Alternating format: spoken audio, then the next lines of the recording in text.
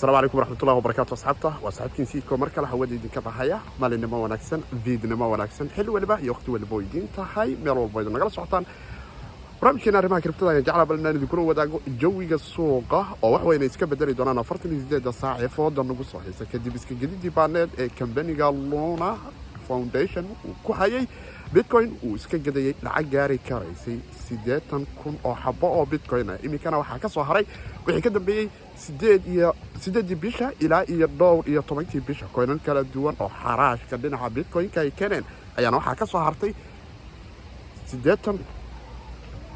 oo xabo oo Bitcoin ah wax gaari karaya 350 xabo oo Bitcoin ah ku dhawaad in ay reebtaan intii kalena ay isku dayeen balcoin-ka iyo xaalkiisa balina wax uga qabtaan laakiin dad fara badan ayaana ku qasaara waxaana kamid ah dadka aad ugu qasaara bulsho fara badan oo Soomaaliya ah ku jirtay janjiga weyn ee Binance ayadu naftigeeda waxay maal gashatay coin-ka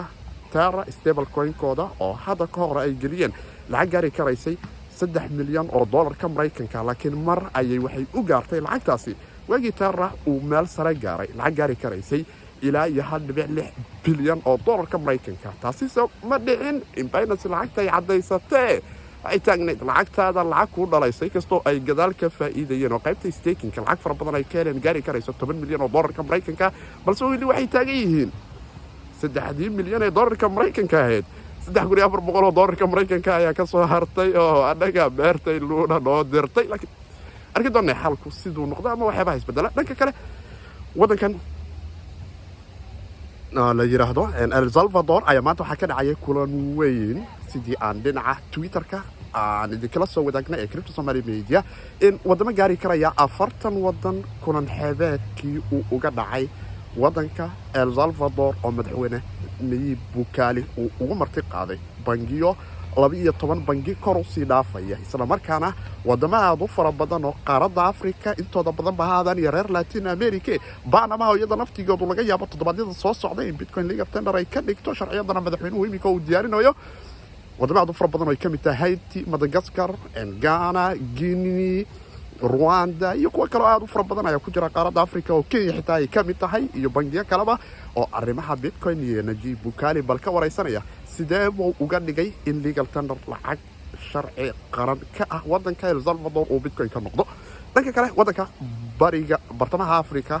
Central Bank of Africa oo isaga naftigiisu kulanka ka qayb galaya taagan asxaab fara badan oo qaaradda Afrika Bitcoin sharciyada ay u noqonaysaa inkastoo IMF ay imika isku dhagan yihiin laakiin waxay taagan yihiin reer Afrikada dhexe anagu u joojin mayno qoladan la yiraahdo IMF oo waxaanu doonaynaa inaanu ka xorowno lacagan cidina hor istaagi karaynin average-keeda markay noqotana aan cidina ku dhahayn lacagtaada haddaad doonaysa inaad deyn ku siino wadankaada sicir barar ka dhaliyo lacagtaada qiimaheeda hoos u dhigo deynteennuna ribadeeda weligeedba ma baxdee markaad dhammayn rabtaba budget kalaan ku keenaynaa qolada shaqada qabanaysa budgetkuna anaga ayaa soo saarayna waxaan u malayn doonaa qaaradda Afrika inay ka soo dhammaan doonto shirkii maanta 40kaas dowladood iyo 12kaas bangiyo ee waaweyn waxay noqon doontaa Janice aad u weyn kulankii xiisaha ugu badan dhinaca gudaha kriptada kale 48 saac ayuu isagu naftigiisu ka mid ahay waxa kale dhinaca kale ka mid ah Janice-ka ugu wanaagsanaa oo ah in Bitcoin 48 saac soo socdo wax weyn iska bedeli doonaan kadib markii company-ga Luna uu ku dhawaaqay natiijadii dhabta ahayd ee laga sugayay bal 80 kun oo xabbe Bitcoin-ka ay xaalkoodii iyo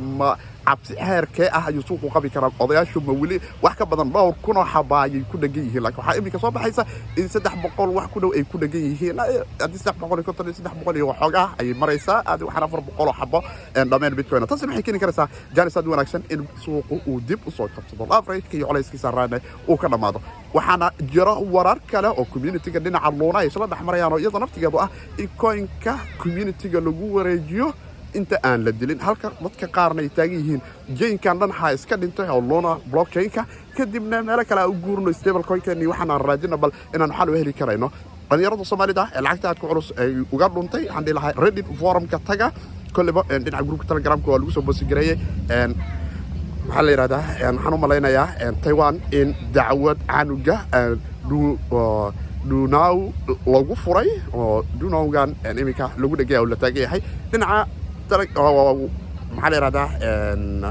Crypto Somali Media Twitter-kana waa taan idinkala soo wadaagay oo idinku tusayay bal odagu inuu taagnay hadda Zara ka soo bilaawna hadda Zara u noqon laakiin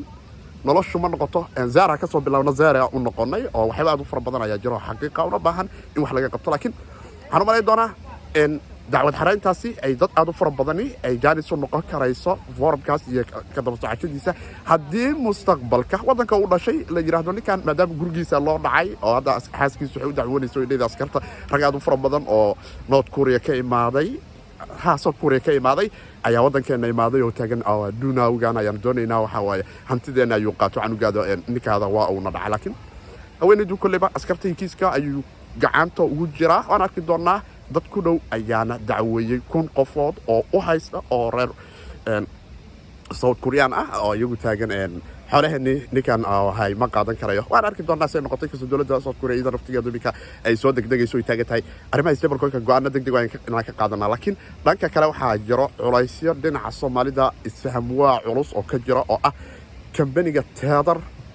stable-coinkiisa ee company-ga Tether uu leeyahay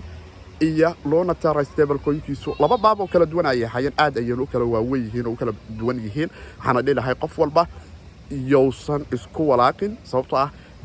Tether Luna algorithm stable coin Luna ku dhisan ayuu ahay oo mar walba stable coin ku hoos u dhaco coinan fara badan oo Luna ayaa la soo saarayay waa la gadayay automatic smart contract lacagta laga bixiyay ayaa Luna la soo gelinayay marka waxa waay hadii Luna Tether coin stable coin ka uu lacag ay ka baxdo waxay noqonaysaa in kan uu supply-giisu kordho si inta lacag loo soo gasho waana tan kaliftay isaga oo dhowr milyan oo dollar waxba Luna ah in maanta uu marayo supply-ga coin-ka Luna wax ka sii badan 6 trilyan waxaan maleynayaa iminka inuu 6 trilyan ka sii badan 7 ilaa 8 trilyan uu cirku sii dhaafo waxa waaye meme coins inuu galo ayay u badan tahay dadka qaar ayaa taagan laakiin haddana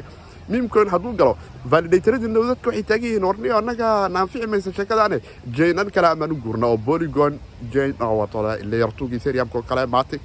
ayaa waxay taagnaayeen noo imaado Tether Foundation oo stable coin-kiina annaga alguri wato jayn macquul idin hayno jaynkiina haddii aad dilaysaan inta u soo guura halka iyagu naftigoodu groupkii Phantom ay taagan yihiin jaynkeena u soo guura marka dama soo guuray stable coin-koodii la dhahooyo hadda Soomaaliya ma aqaan kulleybo say noqon doonto laakiin waxaan dhilahay bani alla leedahay hay isaga celin kuwa lacagta culus ku dhumiyay forumkaas la socdaan dacwadda iyo xaaladda meesha marayso walkiiba 99.99 iyo jajab in uu dhinto ay u badan tahay oo jaynka ay damiyaan maadaama hadda lacagta ay laga filanayay in coin-ka rajo u yeesho ayba 8 bisha ilaa 10 bisha in ka badan 8,000 oo xabo oo Bitcoin ay gadan coin-kiina ay ku celi waayeen haddana 300 ama 400 xabo oo Bitcoin ah stable coin-kaas ma hay karto 1 trilyan oo Luna ma hay karo stable coin-kan inuu sii jiro inta yarta ku dhex jirto waa 3 milyan oo Binance oo kale ay geliso ay ka soo hartay inkastoo lacag far badan ay ka faa'iideynayaan staking waagoodii hore oo 10 milyan ay ka cadeysteen laakiin 3,400 waa dareemi kartaa malaayiin ayaa la geliyay waana sababta kaliftay in yarkii ka mid ahay asaasayaashii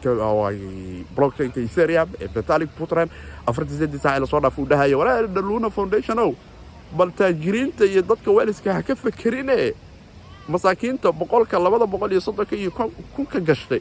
ka fakaro kuwaasi xitaa cayri mamadiisho wax uun u sameeyo dadkaas xitaa Bitcoin-kan aad haysaan iyaga u qaybiya qalaas waliska ha tiraadeen wax mid sheegnaha jeeko loo kala tag marka